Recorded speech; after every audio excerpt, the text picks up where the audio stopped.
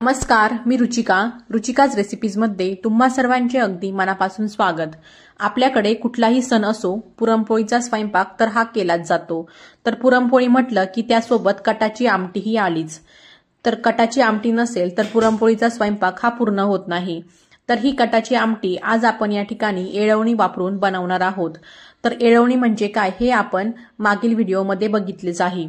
तर आज आपण या ठिकाणी अगदी झणझणीत तरीदार अशी कटाची आमटी कशी बनवायची ते या ठिकाणी बघणार आहोत। चला तर मग रेसिपीला लगेच सुरुवात करूया। तर या ठिकाणी आपण एक पॅन घेतलेला आहे। पॅन व्यवस्थित गरम झाला की आता आपल्याला यामध्ये काही खडे मसाले टाकायचे आहेत। खडे मसाल्यांमध्ये आपण या ठिकाणी 3 ते 4 लवंगा, 4 ते 5 काळी मिरी, एक छोटा दालचिनीचा तुकडा, एक छोटंसं तमालपत्र व एक वेलची या ठिकाणी घेतलेली आहे। आता आपल्याला हे सर्व खडे मसाले या ठिकाणी लो फ्लेमवरती 2 ते 3 मिनिटे व्यवस्थित असे परतून घ्यायचे आहेत। तर हे खडे मसाले परतवत असताना आपल्याला या ठिकाणी गॅसची फ्लेम ही अगदी लो ठेवायची आहे, नाहीतर हे खडे मसाले लगेच जळू शकतात। तर आता आपण अशा प्रकारे 2 ते 3 मिनिटे यांना व्यवस्थित परतून घेऊया। हे मसाले व्यवस्थित परतले गेले की आता आपल्याला यामध्ये 1 चमचा धने ऍड करायचे आहेत। आता आपल्याला हे धने सुद्धा या ठिकाणी लो फ्लेमवरती 1 ते 2 मिनिटे व्यवस्थित असे परतून घ्यायचे आहेत। धने आपल्याला या ठिकाणी जास्त डार्क रंग येईपर्यंत परतून घ्यायचे नाहीत, तर याला हलकासा सुगंध सुटेपर्यंत आपण याला लो फ्लेमवरती परतून घेऊया। आता हे धने व सर्व मसाले व्यवस्थित परतून झाले की आपण त्याला आता एका प्लेटमध्ये काढून घ्यायचे आहेत। मसाले प्लेटमध्ये काढून झाले की त्यानंतर आता आपण याच पॅनमध्ये आता आपल्याला यामध्ये 2 चमचे तेल ऍड करून घ्यायचं आहे। तेल व्यवस्थित गरम झालं की त्यानंतर आता आपल्याला यामध्ये 1 छोटी वाटी किसलेलं खोबरं यामध्ये ऍड करायचं आहे। आता आपल्याला हे किसलेलं खोबरं या ठिकाणी लो फ्लेमवरती 3 ते 4 मिनिटे व्यवस्थित असं परतून घ्यायचं आहे। तर या ठिकाणी आपल्याला खोबरं परतवत असताना गॅसची फ्लेम ही अजिबात हाय करायची नाही, नाहीतर खोबरं हे लगेच जळू शकतं। तर त्यामुळे आपण या ठिकाणी गॅसची फ्लेम ही अगदी लो ठेवून आपण याला 3 ते 4 मिनिटे व्यवस्थित असं परतून घेणार आहोत। तर या ठिकाणी तुम्ही बघू शकता 3 ते 4 मिनिटांनंतर आपल्या या खोबऱ्याला हलकासा सोनेरी रंग यायला लागलेला आहे। आता आपण याला अजून मिनिटभर परतून घेऊया। त्यानंतर आता आपण हे खोबरं एका प्लेटमध्ये काढून घ्यायचं आहे।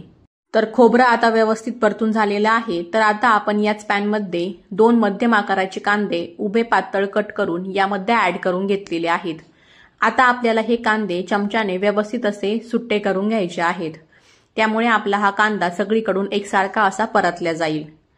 तर आता आपण अशा प्रकारे हा कांदा या ठिकाणी या उलटणीने व्यवस्थित असा सुट्टा करून घेतलेला आहे। तर त्यानंतर आता आपण यामध्ये 9 ते 10 लसणाच्या पाकळ्या यामध्ये ऍड करून घेऊया। आता आपण यामध्ये पाव इंच आल्याचा तुकडा ऍड करायचा आहे। त्याचबरोबर आपण यामध्ये 4 ते 5 हिरव्या मिरच्या ऍड करून घ्यायच्या आहे। तर या ठिकाणी तुम्ही लाल मिरच्या देखील यामध्ये ऍड करू शकता, पण हिरव्या मिरच्या ऍड केल्यामुळे आपल्या या कटाच्या आमटीला अजूनच छान अशी टेस्ट येते।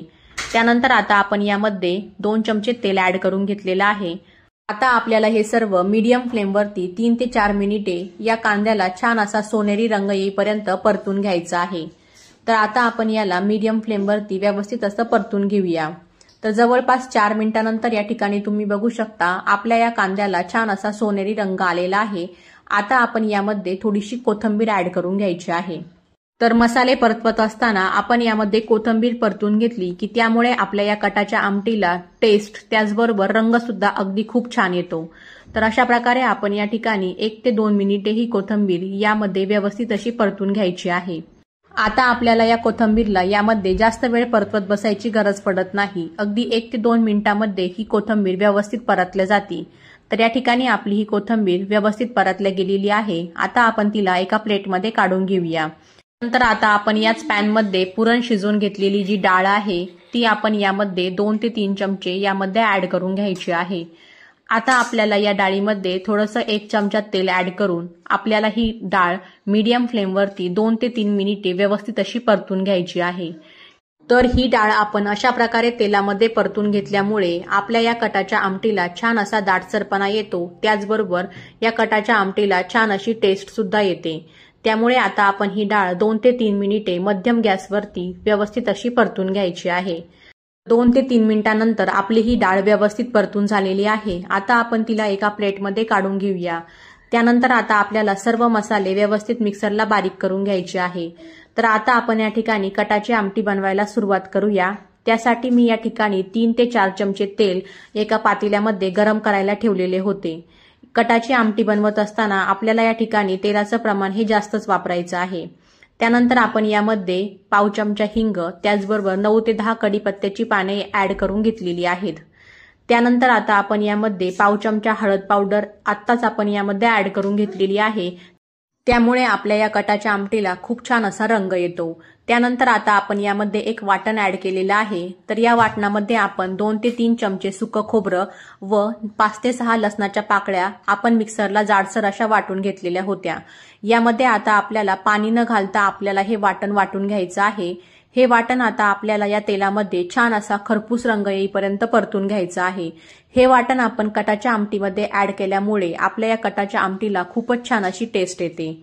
तर या ठिकाणी हे वाटण छान असं सोनेरी रंग येईपर्यंत परतून झालेलं आहे।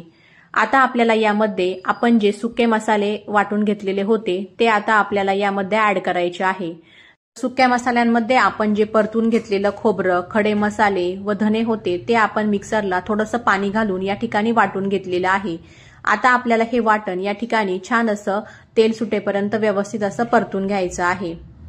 तर या ठिकाणी आपलं हे वाटण छान असं परतलं गेलेलं आहे व त्याला तेल सुद्धा खूप छान असं सुटलेलं आहे। त्यानंतर आता आपण यामध्ये कांदा, मिरची, कोथिंबीर, अद्रक, लसूण यांचं जे वाटण आहे ते सुद्धा आता आपण मिक्सरला थोडंसं पाणी घालून या ठिकाणी व्यवस्थित वाटून घेतलेलं होतं। तर ते वाटण सुद्धा आता आपण यामध्ये ऍड करून घ्यायचं आहे।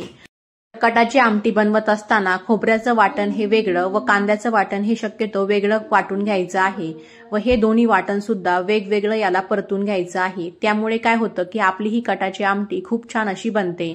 तर या ठिकाणी आता आपण हे वाटण 3 ते 4 मिनिटे मध्यम गॅसवरती छान असं परतून घेतलेलं आहे।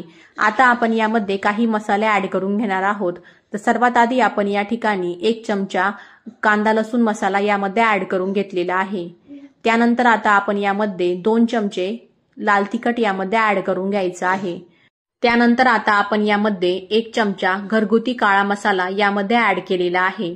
या ठिकाणी तुमच्याकडे जो कोणता काळा मसाला असेल तो तुम्ही यामध्ये ऍड करू शकता किंवा कुठलाही एक गरम मसाला यामध्ये तुम्ही ऍड करून घ्यायचा आहे।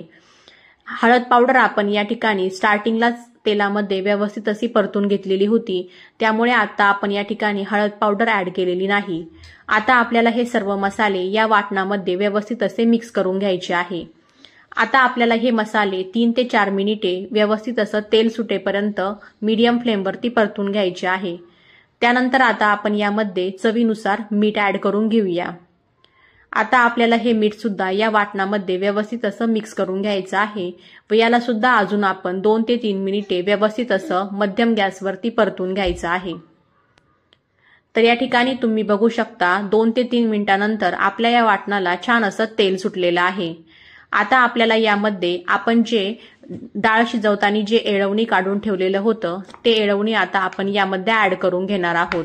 एळवणी म्हणजे काय की डाळ शिजून झाल्यानंतर डाळीचं जे घट्ट पाणी शिल्लक राहतं त्याला आपण एळवणी म्हणतो।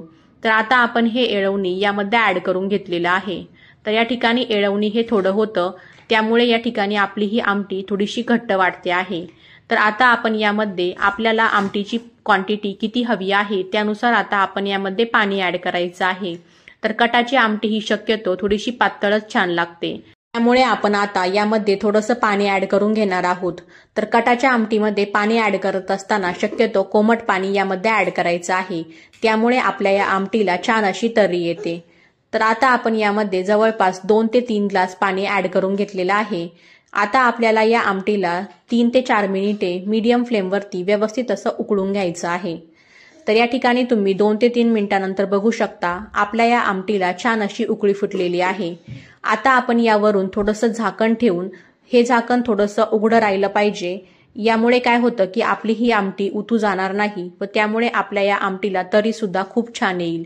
अशा प्रकारे झाकण ठेवून आता आपण ही आमटी 3 ते 4 मिनिटे व्यवस्थित अशी मीडियम फ्लेमवरती उकळून घेतलेली आहे। तर या ठिकाणी तुम्ही बघू शकता आपली ही आमटीला छान असा दाटसरपणा सुद्धा आलेला आहे। त्याचबरोबर या आमटीला तरी सुद्धा खूप छान आलेली आहे। त्यानंतर आता आपण यावरून थोडीशी बारीक चिरलेली कोथिंबीर ॲड करून घेऊया।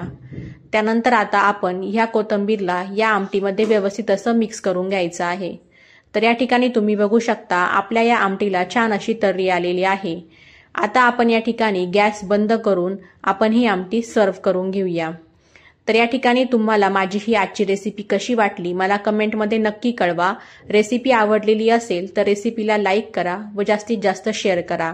अशाच नवनवीन रेसिपीजसाठी माझ्या या चॅनलला अजूनपर्यंत सबस्क्राईब केलेलं नसेल तर प्लीज माझ्या या चॅनलला सबस्क्राईब करा। Bye, take care, thank you.